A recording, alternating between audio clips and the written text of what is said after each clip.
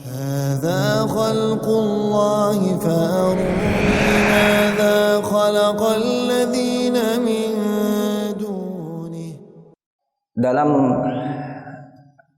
ilmu fikih kita mengenal ada beberapa imam. Siapa saja? Imam Abu Hanifah, Imam Maliki, Imam Syafi'i, dan Imam Ahmad bin Hanbal. Dalam ilmu hadis kita juga mengenal beberapa imam. Ada Imam Bukhari, Imam Tirmidzi, Imam Abu Daud, Nasa'i, dan lain sebagainya. Dan dalam ilmu qiraah itu juga ada beberapa imam yang harus kita ketahui. Ada Imam Nafi', ada Imam Hamzah, ada Imam Abu Amr, ada Imam Kisai, dan lain sebagainya sampai 10 imam atau 20 imam. Nah, pada pagi hari ini kita akan mengambil sedikit atau banyak ibrah dari kisah salah satu imam dalam ilmu qiraah sekaligus imam dalam ilmu lughah. Siapa beliau? Namanya adalah Imam Kisai. Imam Kisai Al-Kufi. Beliau selain menjadi imam qiraah juga menjadi imam nahwu dalam ilmu nahwu, rujukan dalam ilmu nahwu. Qala wakilah, beliau merupakan teman dari Imam Sibawayh dalam ilmu nahwu. Namanya Imam Kisai. Nah, apa yang menarik dari beliau? Apa ibrah yang bisa kita ambil dari beliau? Al-Kisah beliau ini sedari kecil sampai umur 40 tahun. Sedari kecil sampai umur 40 tahun bekerja sebagai pengembala kambing. Bekerja sebagai pengembala kambing. Sampai umur 40 tahun. Bisa dibilang umur yang sudah tua. Tapi pernah suatu hari saat beliau mengembalai kambing, beliau beristirahat. Di sana ada seorang ibu. Beliau mendengar ada seorang ibu-ibu menasihati anaknya. Wahai anakku, belajarlah dengan serius. Jangan sampai engkau nanti menjadi pengembala kambing seperti dia. Mendengar itu sakit hati Imam Kisai. Kok seakan-akan saya ini jadi lambang kebodohan. Pengembala kambing kok seakan-akan menjadi lambang kehinaan. Diumpamakan dengan suatu yang hina. Belajarlah, jangan sampai tuamu nanti menjadi seperti pengembala kambing. Seakan-akan pengembala kambing adalah lambang kebodohan. Sakit hati beliau. Tapi beliau tidak marah. Beliau bermuhasabah diri. Kenapa demikian? Akhirnya dengan semangat tinggi dan sifat yang menerima nasihat dengan baik, walaupun tidak secara langsung dinasihati, beliau akhirnya menjual semua kambing beliau dan memulai rihlah menuntut ilmu beliau saat umur 40 tahun. Umur 40 tahun baru belajar Al-Quran. Umur 40 tahun baru belajar ilmu nahwu. Dengan keikhlasan dan kesungguhan beliau, kita tahu sekarang beliau menjadi rujukan imam dalam ilmu qiraah.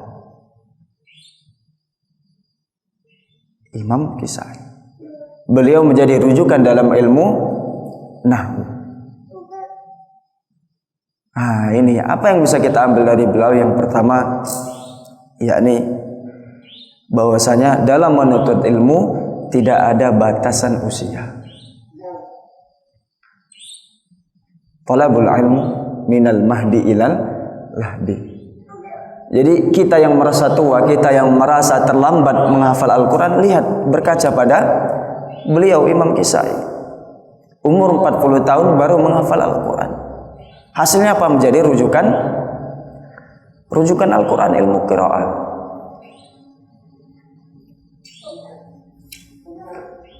Tidak perlu jauh-jauh pula. Kita anak pribadi kemarin mengambil ibrah dari Syekh Abdul Hamid.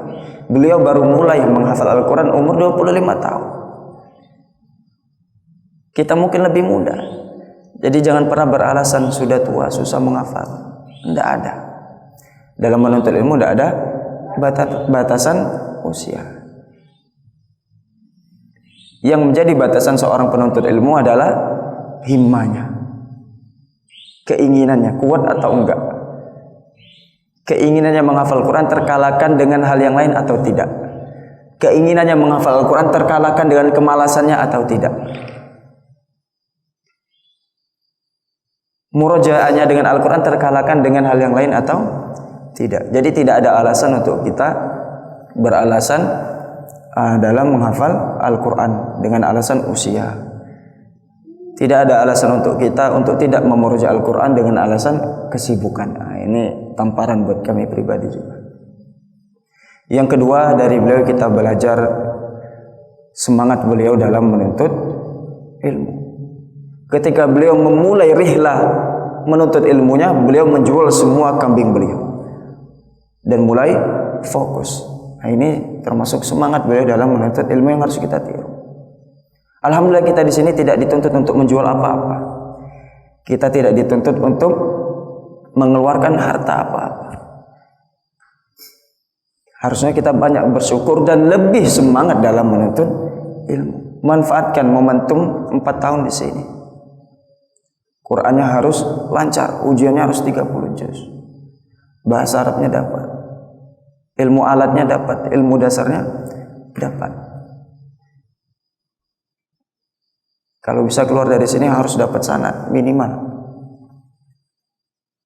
Dan lain sebagainya.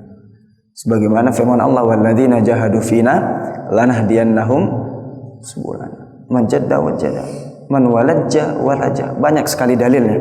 Tinggal kita prakteknya. Nah, kalau kata versi Buya Muhnaf saat di halaqah, kalau bukan sekarang, kapan lagi? Kalau bukan sekarang, kapan lagi? Kalau bukan sekarang serius, kapan lagi? Kalau bukan sekarang setoran sehari 2 lembar, kapan lagi? Intinya apa? Jangan menunda. Yang ketiga, dari sini, dari kisah Imam Kisah yang singkat ini, kita bisa mengambil pelajaran bahwasanya nasihat itu bisa datang dari siapa saja.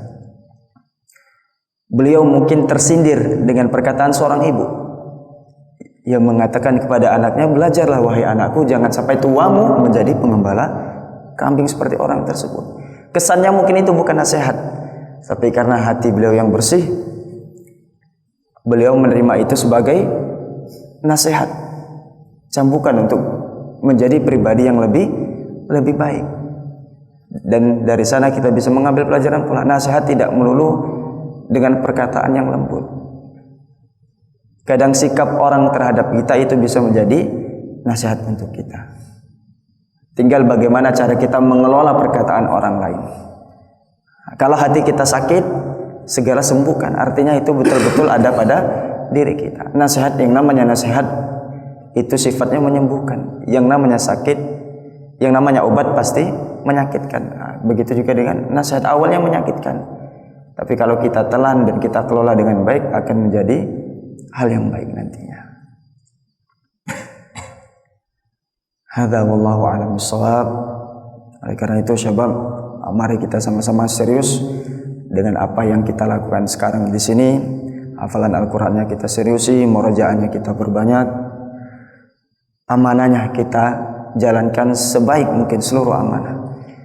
Seluruh amanah. Ketika di sana misalnya semester 6 dikasih kesempatan untuk mengerjakan skripsi, sebaik mungkin maksimalkan. Jangan disibukkan dengan buka media sosial lain atau download hal-hal yang lain. Ya. Begitu juga dengan teman-teman yang lain. Dan alhamdulillah sekarang kita, waktu kosong kita semaksimal mungkin kita gunakan untuk menghafal Al-Quran, untuk halaqah tahfidz. Dimaksimalkan di sana. Kemarin semester 4 sudah jalan dengan Ustaz Badri. Dimaksimalkan. Murojaahnya, distorkan. Mau setor murojaah, silakan. Atau ziyadah silakan, dimaksimalkan. Hadza wallahu a'lam bishawab. Nakhtatim bihamdillah wa kafaratul majlis. Alhamdulillah rabbil alamin. Subhanakallah. Astaghfirullah.